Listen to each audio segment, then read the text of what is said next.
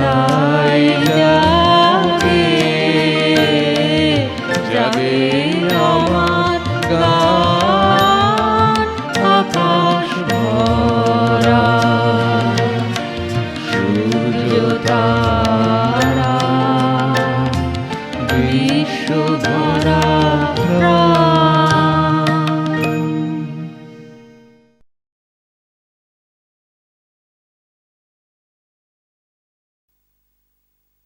সেই সময় সবাই বলতো রবিবাবুর গান শুনব। কোনো সভাতে গেলেই একসঙ্গে দাবি উঠত ওনার গান শুনতে চাই। এমনকি বঙ্গের বাইরেও 1919 সালে বঙ্গীয় সঙ্গীত পরিষদের গৌহাটি শাখা রবীন্দ্রনাথকে সম্বর্ধনা দেয়। সেই সময় রবীন্দ্রনাথ গেয়েছিলেন জনতার দাবি উপেক্ষা না করে, ওই ভুবন মনোমোহিনী মা, ওই নির্মল সূর্য করজ্জ্বল ধরণী, জনক জননী মা। সেই গানটি আমরা এখন শুনব।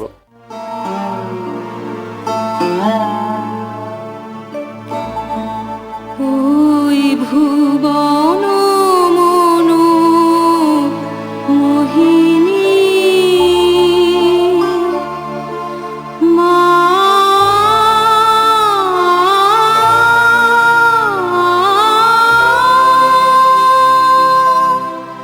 ভুবন মনো মোহিনী,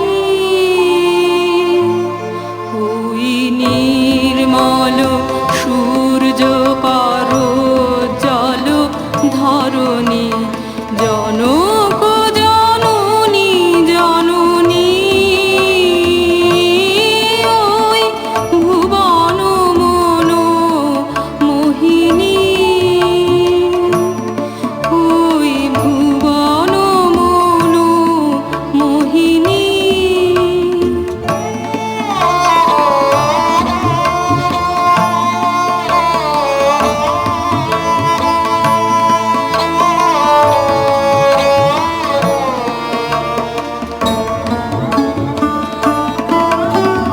নীল সিন্ধু জল ধৌত চরণ তল, অনিল বিকম্পিত শ্যামল অঞ্চল, অম্বর চুম্বিত ভাল হিমাচল, শুভ্র তুষার কিরীটিনী,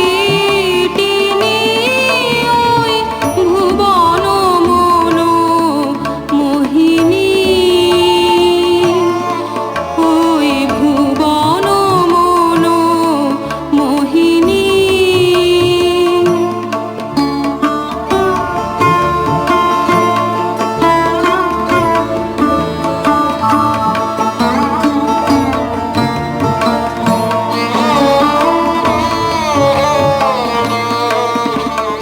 প্রথম প্রভাত উদয় তব গগনে, প্রথম শামরব তব তপোবনে, প্রথম প্রচারিত তব বন ভবনে, জ্ঞান ধর্ম কত কাব্য কাহিনী, চিরকল্যাণময়ী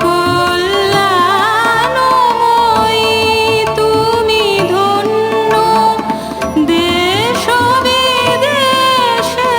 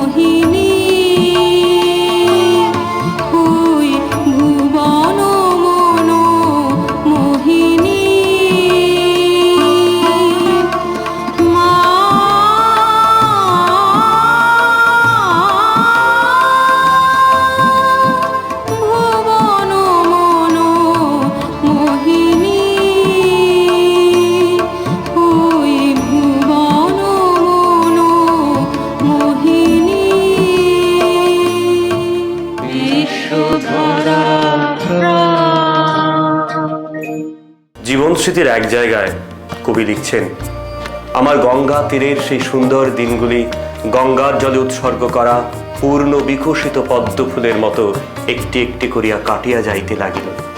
কখনো বা ঘনঘোর বর্ষার দিনে হারমোনিয়াম যন্ত্র সহযোগে বিদ্যাপদীর ভরা বাদর মহাভাদর পদটিতে মনের মতো সুর বসাইয়া বর্ষা রাগিনী গাহিতে গাহিতে বৃষ্টি মুখরিত জলধারাচ্ছন্ন মধ্যাহ্ন খ্যাপার মতো কাটাইয়া দিতাম। কখনো বা সূর্যাস্তের সময় নৌকো লইয়া বাহির হইয়া পড়িতাম। জ্যোতি দাদা বেহালা বাজাইতেন আর আমি গান গাহিতাম। সেই ভরা বাদর মহাভাদর পদটি আমরা এখন শুনব।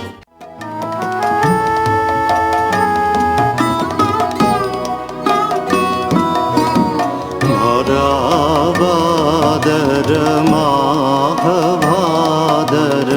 শূন্য মন্দির মোর, ভরা বাদর ঝঞ্ঝা ঘন গর জন্তি সন্ততি ভুবন ভরি ভরি খান্তিয়া কান্ত পাহুন বিরহ দারুণ সঘনে কর শরভন্তিয়া।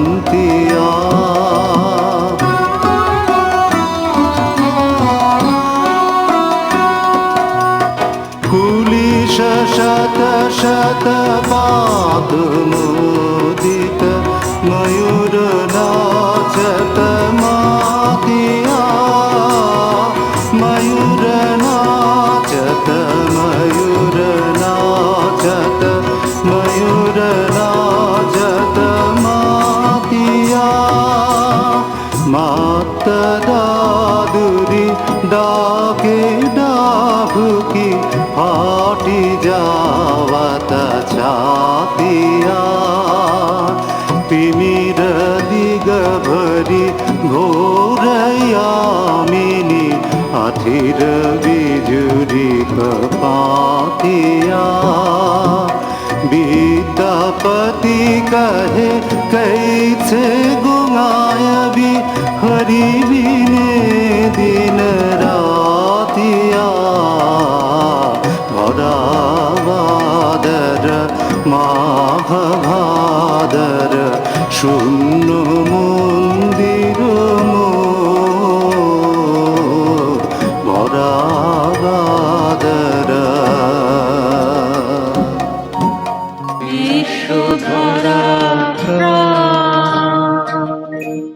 গায়ক হিসেবে রবীন্দ্রনাথ একজন পেশাদার গায়কের মতোই ছিলেন জনপ্রিয়। সেই কারণে বক্তৃতা বা প্রবন্ধ পাঠের পরে দাবি উঠত গানের। কবিও খুশি হতেন এবং কাউকে নিরাশ করতেন না। কি গান বক্তৃতার সঙ্গে তার কোনো সম্পর্ক ছিল কিনা সেটা তিনি ভাবতেন না। এরকম একটি সভাতে প্রবন্ধ পাঠের পর দাবি উঠল গানের। কবি তখনই পাঞ্জাবির পকেট থেকে গানের খাতা বের করলেন, গাইলেন, মেঘের পরে মেঘ জমেছে আঁধার করে আসে। অন্তত সেই মুহূর্তে এই গানের কোনো উপযোগিতা ছিল না। কবি সেসব নিয়েও ভাবতেন না। আমরা এইসব তথ্য পাই সীতা দেবীর স্মৃতিচারণা থেকে।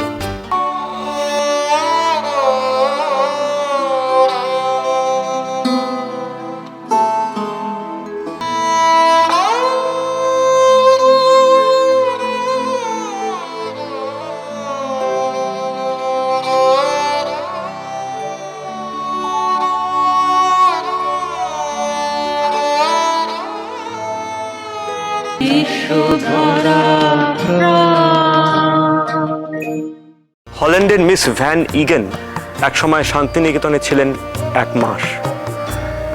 1 মাস পরে 1328 সালের ফাল্গুন মাসের 20 তারিখ স্বদেশে ফিরে যান। তার আগের দিন সন্ধেবেলায় মিলিত হয়েছিলেন বন্ধু বান্ধবদের সঙ্গে।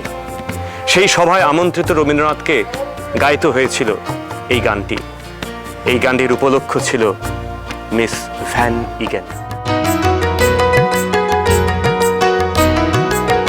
মাধবী হঠাৎ কোথা হতে এলো ফাগুন দিনের স্রোতে এসে হেসেই বলে যাই যাই যাই, পাতারা ঘিরে দলে দলে তারে কানে কানে বলে না না না, নাচে তাই তাই তাই। মাধবী হঠাৎ কোথা হতে এলো ফাগুন দিনের স্রোতে এসে হেসেই বলে যাই যাই যাই।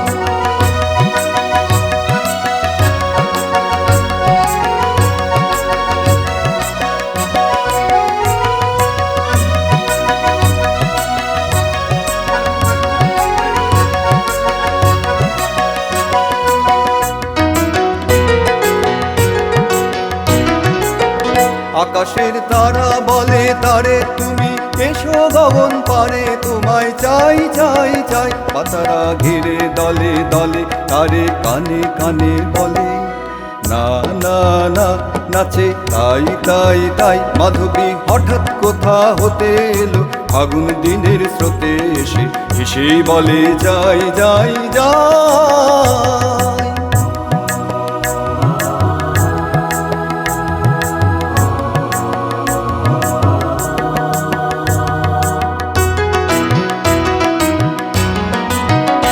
বাতাস দক্ষিণ হতে আসে ফিরে তারি পাশে পাশে বলে আয় আয় আয়, বলে নীলাতলের কোলে শুধু রাস্তা চলের মূলে বেলা যায় যায় যায়। বাতাস দক্ষিণ হতে আসে ফিরে তারি পাশে পাশে বলে আয় আয় আয়, বলে নীলাতলের কোলে শুধু রাস্তা চলের মূলে বেলা যায় যায় যায়।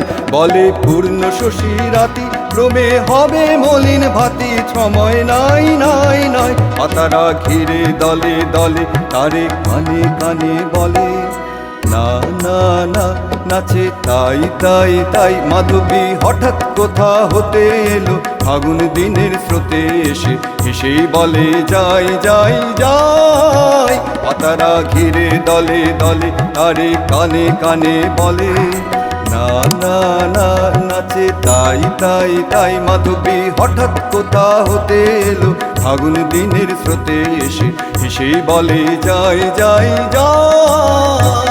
বিশ্বধরা